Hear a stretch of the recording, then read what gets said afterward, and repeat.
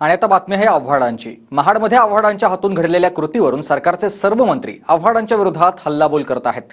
मात्र छगन भुजबळ आव्हाडांच्या पाठीशी उभे राहिलेत। पाहूयात त्यावरचा हा रिपोर्ट।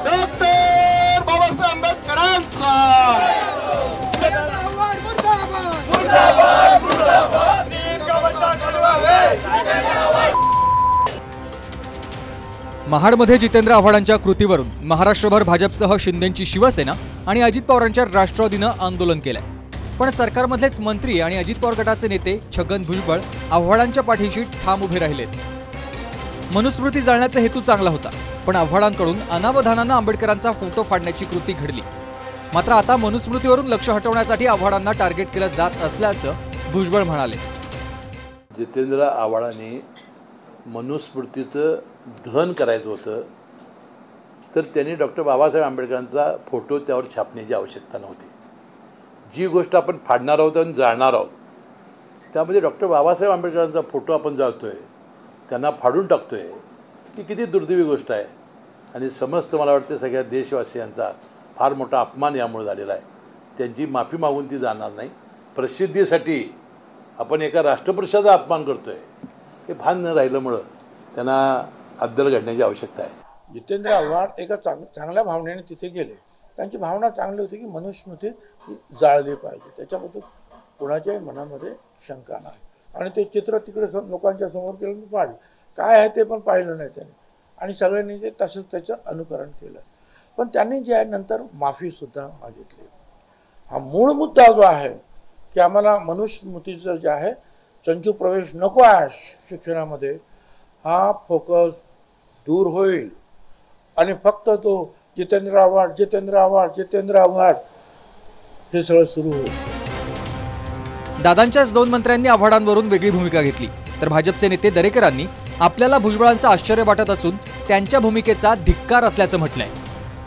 मला खरं म्हणजे भुजबळ आणि सुषमा अंधारेचं आश्चर्य वाटतं की डॉक्टर बाबासाहेब आंबेडकरांचा फोटो फाडल्यानंतर त्या ठिकाणी अशा प्रकारची पाठराखण करणं म्हणजे आंबेडकरी विचाराच्या बाबतीत आपल्या मनात नेमकं काय आहे हे या ठिकाणी स्पष्ट होतो। त्यांच्या भूमिकेचा मी निषेध करतो, धिक्कार करतो।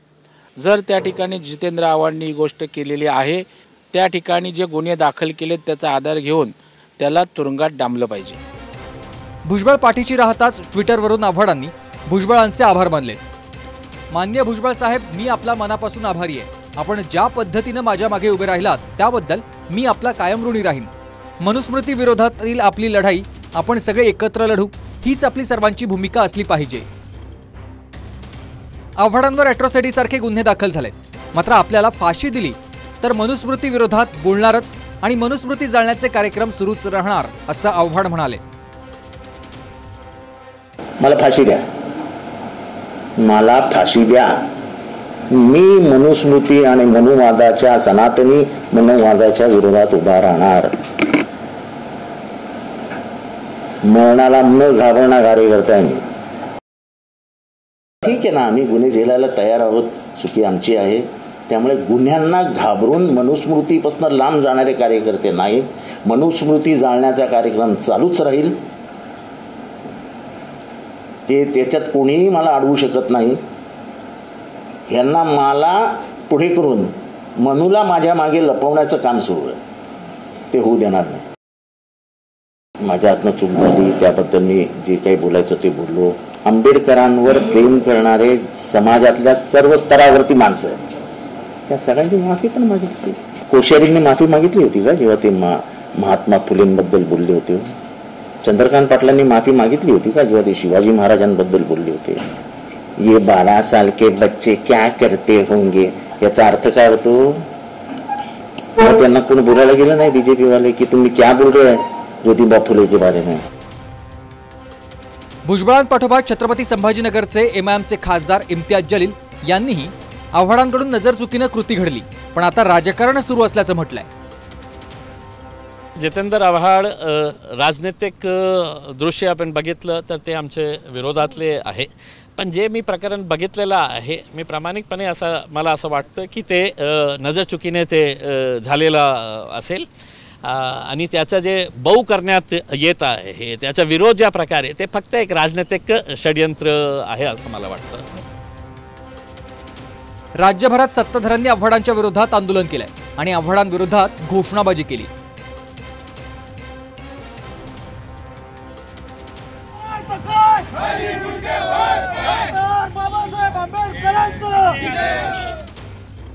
शालेय शिक्षणात मनुस्मृतीचे श्लोक समावेश करण्याचा प्रस्ताव आला आणि त्यावरून आव्हाड आक्रमक झाले.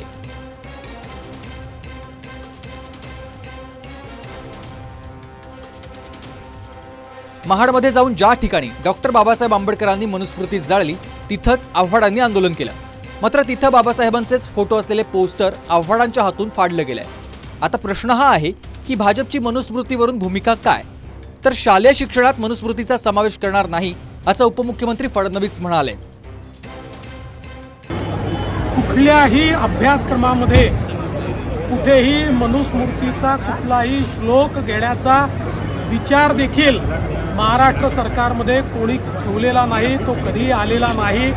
आणि आज या आंदोलनाच्या नादामध्ये, खोटेपणाच्या नादात त्यांनी चक्क भारतरत्न डॉक्टर बाबासाहेब आंबेडकरांचं फोटो फाडण्याचं काम हे त्या ठिकाणी केलंय. त्याचा आम्ही निषेध करतो. आव्हाडांनी घडलेल्या कृतीवरून माफी मागितली, पण सत्ताधारी विशेषतः भाजप आणि शिंदेची शिवसेना समाधानी नाही.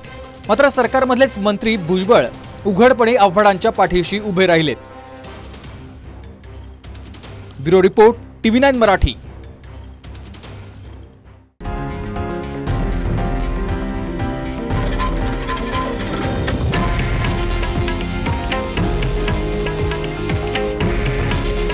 हे आहे देशातील नंबर 1 न्यूज नेटवर्क आणि आपण पाहत आहात TV9 मराठी. काळजी तुमची, हित महाराष्ट्राचं.